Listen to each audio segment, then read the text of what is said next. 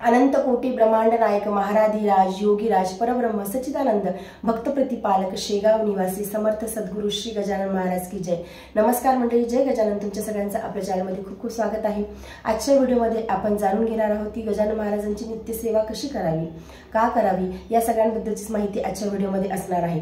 अनेक गजानन भक्त हे नित्य नियमाने रोज गजानन विजय ग्रंथाचं पारायण करतात, म्हणजे वाचन करतात। रोजचा एक अध्याय गजानन विजय ग्रंथातला ते घेतात। तुम्ही कुठल्याही गुरुवार पासून गजानन विजय ग्रंथाची वाचनाची सुरुवात करू शकता। म्हणजे रोजचा एक अध्याय नित्य नियमाने रोज नित्यसेवेमध्ये वाचायचा असतो।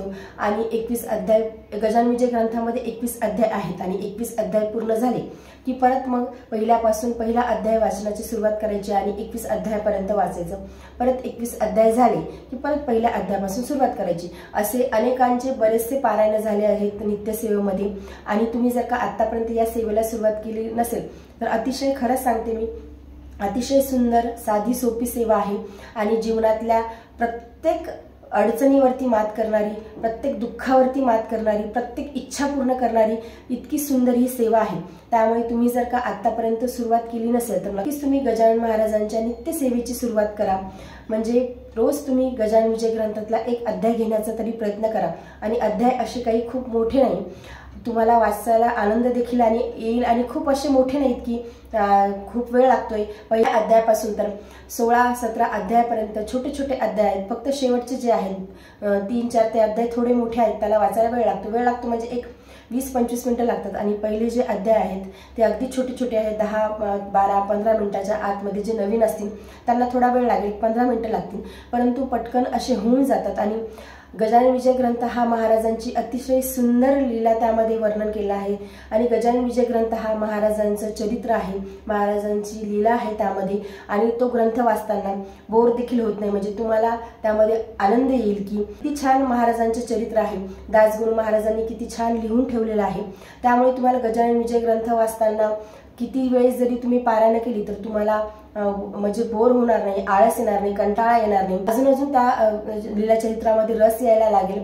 जीवन जगत असताना अनेक घटना आपल्या जीवनामध्ये घडत असतात आणि आपण जर का महाराजांचं लीला चरित्र जर का वाचलं, ते श्रवण केलं, ते पठण केलं तर आपल्याला जीवन जगण्यामध्ये नक्कीच आनंद येतो, त्यामध्ये समाधान येते, सपोर्ट मिळतो। जीवन जगत असताना आपल्या आयुष्यामध्ये ज्या घटना घडतात त्या कुठेतरी गजानन विजय ग्रंथामध्ये रिलेट होतात। म्हणजे महाराजांची संपूर्ण शिकवण त्यामध्ये आहे की तुम्ही कसं जगावं, कसं वागावं, कसं बोलावं, वेळोवेळी लोकांना मान कसा द्यावा, सोयऱ्याधारांना मान कसा द्यावा, ह्या सगळ्या गोष्टी त्यामध्ये लिहिलेल्या आहेत। एका स्त्रीनं कसं वागावं, पुरुषाने कसं वागावं, या सगळ्या गोष्टी त्या लीला चरित्रामध्ये आहे।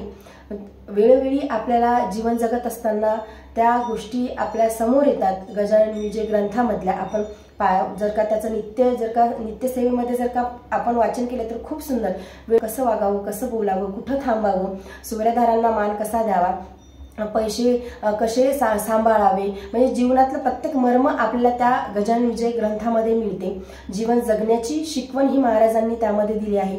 त्यामुळे तुमच्याच्याने जर का शक्य असेल तर रोज तुम्ही नित्यसेवेमध्ये एक अध्याय घेण्याचा तरी प्रयत्न करावा।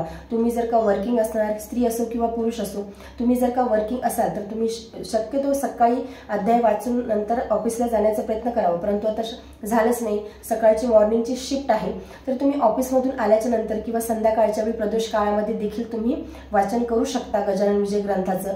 किंवा मग तुम्ही दर गुरुवारी देखील तुम्ही एक अध्याय गजानन विजय ग्रंथातला वाचण्याचा तरी प्रयत्न करावा। तुमच्याकडून अध्याय वाचन होत नसेल तर स्तोत्र तरी वाचण्याचा प्रयत्न करा। रोज स्तोत्र वाचून जाण्याचा ऑफिसमध्ये प्रयत्न करा किंवा आल्याच्या नंतर ऑफिसमधून आल्याच्या नंतर स्तोत्र वाचण्याचा प्रयत्न करा। आणि जे घरी असतात मग त्यांचा तर प्रॉब्लेम नाही, एक तुम्ही वेळ ठरवा आणि त्या वेळेमध्ये तुमची नित्याची देवपूजा झाली की मग त्या वेळेमध्ये तुम्ही स्तोत्र वाचू शकता। तुम्ही गजानन बावन्नी देखील वाचू शकता। गजानन बावन्नी वाचायला देखील काहीच वेळ लागत नाही। गजानन बावन्नी ही तुम्ही 52 गुरुवार जर का तुम्ही गजानन बावन्नीचं नित्य नियमाने जर का पठण केलं तर तुमच्या ज्या काही इच्छा आहेत त्या पूर्ण व्हायला नक्कीच मदत होते आणि जीवनातल्या अडचणी दूर व्हायला नक्कीच मदत होते। नित्यसेवा तुम्ही करत असाल तर नित्यसेवेमध्ये जर केलं तर खूप चांगलं। मग तुम्हाला महाराजांना काही मागण्याची गरजच पडणार नाही, महाराजांना तुम्हाला काही सांगण्याची गरज गरजच पडणार नाही। न सांगताच तुमच्या ज्या काही इच्छा आहेत त्या नक्कीच पूर्ण व्हायला मदत होईल। आणि गजानन विजय ग्रंथ जेव्हा तुम्ही वाचाल, म्हणजे तुम्ही जर का रोज एक अध्याय जर का तुम्ही गजानन विजय ग्रंथातल्या नित्यसेवेमध्ये जर का घेत असाल, तर त्यानंतर तुम्ही आवर्जून गणगण गणात बोते या मंत्राची एक माळ तरी घ्यावी। एक माळ म्हणजे 108 वेळेस हा मंत्र म्हणायचा आहे आणि 108 वेळेस मंत्र म्हणायला खूप काही वेळ लागत नाही। अगदी 5 मिनिटांमध्ये 108 वेळेस गणगण गणात बोते गणगण गणात बोते हा मंत्र म्हणून होतो। आणि तुमच्याकडून काहीच जर होणार नसेल तर मग तुम्ही फक्त नित्यसेवेमध्ये 108 वेळेस म्हणजे एक माळ तुम्ही गणगण गणात बोते या मंत्राची घेतली तरी सुद्धा चालते। परंतु तुम्ही करायला सुरुवात करा। आतापर्यंत जर तुम्ही करत नसाल तर तुम्ही आवर्जून गजानन महाराजांची सेवा करायला सुरुवात करा। नित्यसेवेमध्ये तुम्ही सेवा करायला सुरुवात करा। आणि काय होतं की आपण जेव्हा नित्य सेवा करतो, म्हणजे आता प्रगट दिनाच्या निमित्ताने पारायण करत असतात किंवा सामूहिक पारायण देखील केली जातात, सामूहिकरित्याही तुम्ही पारायण करत असाल, परंतु काय होतं की आपण आता प्रगट दिनाच्या निमित्ताने समजा पारायण आपण वर्षातून एक वेळ करायचं ठरवलं किंवा गुरुपुष्य अमृत योगावरती देखील अनेक जण पारायण करतात, परंतु काही अडचण वगैरे असेल समजा तर मग अशा वेळी आपण पारायण करू शकत नाही। आपण नित्यसेवेमध्ये जर का ह्या सगळ्या गोष्टी करत राहिलो तर आपल्या अंगवळणी देखील त्या गोष्टी पडतात, पटकन वाचून देखील होते, आपल्याला एक सवय राहते, आपल्या अंगवळणी त्या गोष्टी पडलेल्या असतात आणि आपण त्या ग्रंथाच्या सानिध्यामध्ये असलं ना की जीवन कसं खूप सुंदर खूप छान असं फुललेलं असते, जीवन खूप सुंदर आनंदात जाते, समाधानामध्ये जाते।